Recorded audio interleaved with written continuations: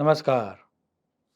The wall street journal के founder और Dow Jones के को फाउंडर चार्ल्स डाउ की एक थियरी है, द डाउ थियरी। स्टॉक मार्केट में सक्सेसफुल होने के लिए हमारी आपसे सलाह है कि आपको उस थियरी का अभ्यास करना चाहिए। उस थियरी में एक सूत्र आता है, द मार्केट डिस्काउंट्स एवरीथिंग।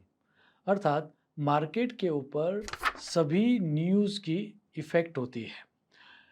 इसी के ऊपर बात करते हुए हमारे वैदिक ज्योतिष में एक सूत्र ऐसा दिया गया है कि एक ग्रह है जो सबको फॉलो करता है।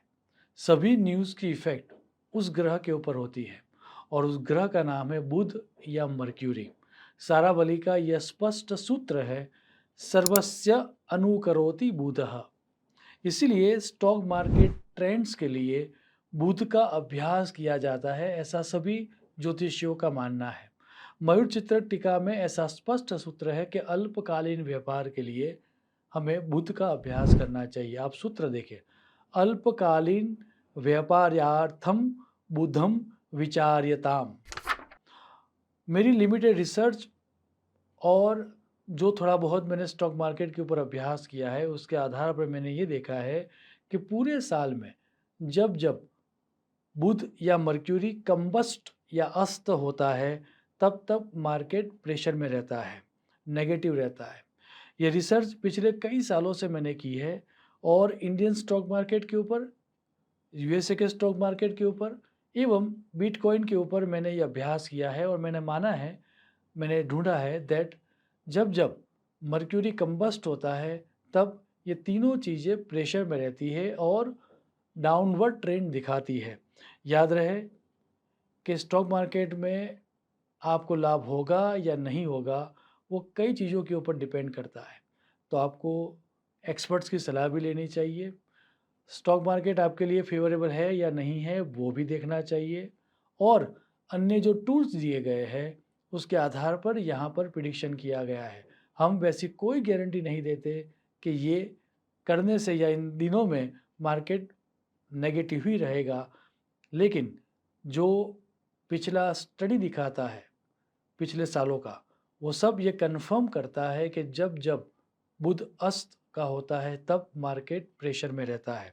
सो 2025 में बुध ग्रह कब कंबस्ट होगा, मैं यहाँ पर दर्शा रहा हूँ। यदि आप इसका अभ्यास करोगे तो डेफिनेटली आप स्टॉक मार्केट में अच्छा लाभ प्राप्त कर पाओगे। 2025 में 6 टाइम्स बुध अस्त का रहने वाला है और 145 डेज तक वह कंबस्ट रहेगा।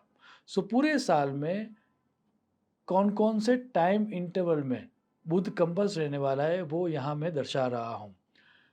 21 जनवरी से लेकर 22 फरवरी तक, 17 मार्च टू 4 अप्रैल, 18 मई टू 8 जून, 19 जुलाई टू 11 अगस्त, 3 सितंबर टू 4 अक्टूबर, 13 नवंबर टू 27 नवंबर, इतने दिनों तक बुध कंपस रहने वाला है। Out of this 145 days, 57 days ऐसे हैं जब बुध वक्री भी होगा। तो बुध जब कंबस्ट हो या अस्त का हो और बुध जब वक्री हो, इन दोनों को यदि हम मिलाएं तो 57 डेज ऐसे आते हैं जब मार्केट बहुत ही प्रेशर में रहेगा और वो जो दिन है वह दिन है 17 मार्च से लेकर 4 अप्रैल के 19 डेज, 19 जुलाई टू 11 अगस्त के 24 दिन और 13 नवंबर से लेकर 27 नवंबर के 14 दिन। सो ये जो दिन है, इन दिनों के अंदर यदि आपने सेंसिटिव होकर, अलर्ट होकर आपने अपने इन्वेस्टमेंट को संभाला, तो मेरा पक्का मानना है कि आपको नुकसान भी कम होगा और फ़ायदा भी होगा। अंत में याद रहे कि स्टॉक मार्केट से आपको लाभ है या नहीं है, वो पहले देखकर ही आपको डिसीज़न लेना चाहिए। एक्सपर्ट की सलाह को फॉलो कर ही आपको अपनी विवेक बुद्धि का उपयोग करके डिसीज़न लेना चाहिए। ओवरऑल 2025 जो है वो बहुत सारे अप्स एंड डाउन्स देने वाला साल दिखाई दे रहा है एस्ट्रोलॉजिकली, और ओवरऑल नेगेटिव रिटर्न देगा। यहाँ मार्केट करेक्शंस की पॉसिबिलिटीज़ की जो डेट्स दी गई है, यदि आप उस डेट्स का भी ध्यान रखोगे और उसके आधार पर आप निवेश करोगे तो आपको नुकसान भी कम होगा और आपको फ़ायदा भी होगा।